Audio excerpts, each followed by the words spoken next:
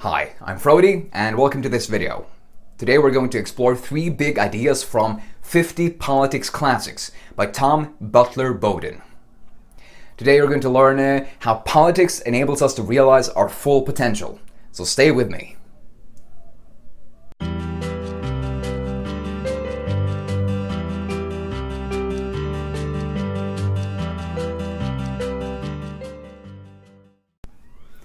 "50 Politics Classics", subtitle, your shortcut to the most important ideas on freedom, equality, and power.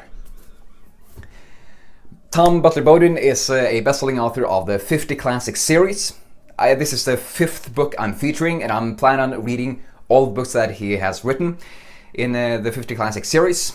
It includes 9 up until the year of 2018, right now. And in 50 Politics Classics, he shares the best ideas, books, and people that have really shaped the way that we do politics and how we govern the world.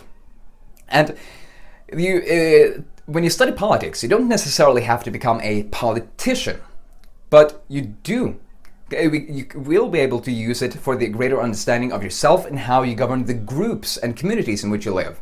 Because politics is really about getting together in a group and deciding how we are going to do things. So this is relevant for yourself, for your family, for your business or the business that you work in. And it's also relevant for the community that you live in and the country you're living in. And with the understanding of politics, you'll better be able to create communities and groups of people for the good of the people, where everybody gets the opportunity to flourish. Something we're going to talk more about during this video.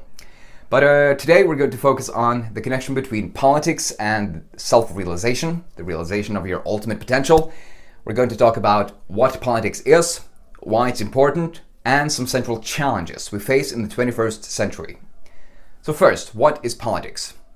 Well, the word politics comes from the Greek word politikos, which means the affairs of the city-state of Athens. And the word polis means the body of citizens that run the state. So it's really a group of people who decide how to govern the group or govern how we do things. Now, Tom makes a really interesting distinction between ruling and governing. When you are ruling, you have some tyrant or a dictator who is deciding and controlling everything that's going to be done. It's like my way or the highway. I'm in charge. You have to do what I say. When you have a government, however, you get together a lot of people who are going to decide how we're going to do things, how we're going to create the best society for the flourishing of the individuals. So that's a really important distinction to make. And very easily, politics is a group of people gathering to decide how things are going to be done, to fulfill the potential of humanity. That's kind of my take on it, based on what I've learned about it. So second big idea is, why is politics important for our self-realization? First, I believe it's important because it enables us to contribute to humanity. Because a big truth is that one person can change history. And we only need to look at a few examples to see that this is true. For example, we have Julius Caesar, who back in ancient Rome overthrew the old way of governing, which was having a republic, which was one way of governing, and then changed it out with an empire, which was a new way of governing in itself. We have Abraham Lincoln, who was able to end slavery while preserving the unity of America.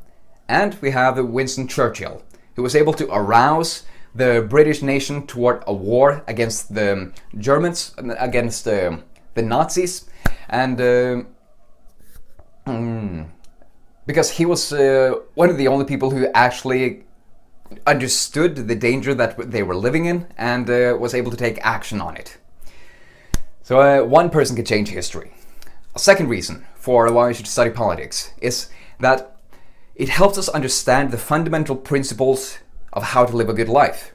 Because central values of government, like freedom, equality, and power, make their way down to the individual level, to us.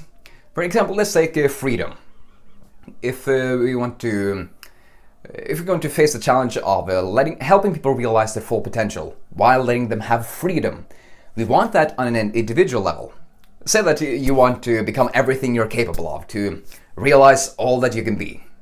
Now, if somebody asks you if they could put you into this cage where you wouldn't have any freedom, but you would be able to realize your full potential as a human being, like, absolutely, you would get out everything that you could possibly become. You would sit in this cage. They would decide what books you were going to read. They would decide what you were going to eat, when you were going to have fun with friends, if at all. They were going to decide every single thing you do, when you do it, and how you do it. Is that a life that you would like to live? Or would you like to live a more autonomous and free life where you could decide for yourself how you're going to live and fulfill your potential? Although you wouldn't be able to accomplish as much, you would be able to accomplish a lot with much more freedom.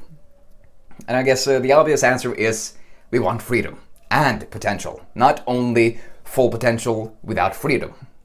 And it's the same for our families. When we don't want somebody else to decide how we're going to live. It is also like that for organizations and businesses.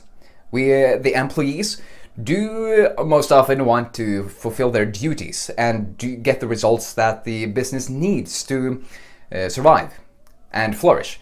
But they also want some level of autonomy with how they do their tasks. Because that is a very important factor of motivation, which I talk about in the book on Drive by Daniel H. Pink. But anyway, the key here is that the principles that make a good government also often make up a good life. Because I guess it's we can look at it as the ancient Stoics did. What's good for the beehive, the community, is also good for the bee, the individual. They go together. Now, a third big reason for studying politics is that it enables us to get a better perspective and deeper vision of reality, a deeper way of seeing how things work. Because when you can see the connections between politics and psychology, when you can see connections between politics and self-realization or self-help literature, and when you can see the connections between politics and history, you're much more able to see great connections that other people who haven't studied these fields, they are simply not able to see these same connections. And by having a deeper understanding of how things go together, you're able to make better personal decisions and better decisions for the communities that you live in.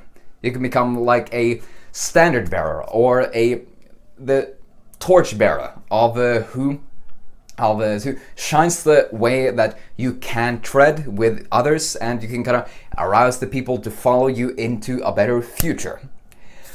But anyway, those are some of the best reasons for why we should study politics for our self-realization.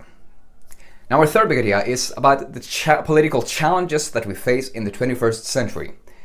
Some key ones are freedom, equality, and power. How do we, for example, move away from this idea that or move away from this tendency of some people to really believe that they have the key. I have the answer, I have the blueprint, I have the real recipe of how to live a good life. So I'm going to force all others to live by my values, my ideals, and this leads to low freedom. Although it might lead to a good way to live. Because the real challenge is, how do we help people fulfill their potential while also preserving their freedom to choose how they will live their lives? Second, it is basically like you can live any way you want as long as you follow my ideals. It's the idea that many leaders might have, because they want to imprint their image onto the world since it's so great and extraordinary. But we instead want to give people freedom and autonomy. Second challenge is how do we create equality among people of different colors, different jobs, and different skill levels? How do we give everyone the same opportunities they can have for flourishing, for developing their strengths, and for contributing to the world around them? For example, through things like education and the way kind of rules around families and the way we govern our groups. So how do we promote equality? And the third challenge is power. How do we move away from using power only for our own gains and see power as something bad, as over to seeing power as something neutral, that it can be a force for good if you learn how to use it well? So those are some of the central challenges of the 21st century in politics, the way we govern our groups and communities. These things do not get solved in a day, but it's good to be aware of them, so you can just understand more of how the world works and some of the challenges that we are facing that and that we might contribute in solving. Now, that's a quick look at 50 Politics Classics by Butler Bowdon.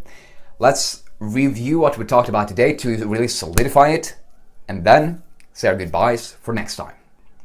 Today we talked about the connection between politics and how it helps us realize our full potential. We did that by looking at what politics is, which is how we govern, how we get together and decide how we're going to do things as a group. Second, why politics is important, which is to contribute to the world, be able to see the fundamental principles of how to live a good life, and to gain a greater perspective on life. And thirdly, we looked at some of the central challenges of the 21st century, which includes freedom, equality, and power. Now, I have a challenge for you, and that's for any idea that you got while watching this video of what you wanted to take action on. For example, read this book, 50 Politics Classics, read some other book, read some blog posts, look at some YouTube channel, look at some video of why understand politics or whatever. Just take some immediate action right now. Because if you're excited about taking an action on an idea, bringing thought into the world, and you don't do anything, then the excitement is going to wane. And I say this a lot because it's so important. When we are excited about something, we need to take some action, no matter how small, because that gets the ball rolling and makes us gain momentum. Finally, I would like to ask you if you could do me the favor so we can change the world together by liking this video, sharing it with your friends who might also want to see the connection between self-realization and politics, and subscribe to my channel so you can stay up to date on big ideas for discovering and fulfilling your purpose, mastering yourself and your craft, and making your mark on history through your positive contribution to humanity. Now, let's make this day as best as can be. Let's make this day our masterpiece.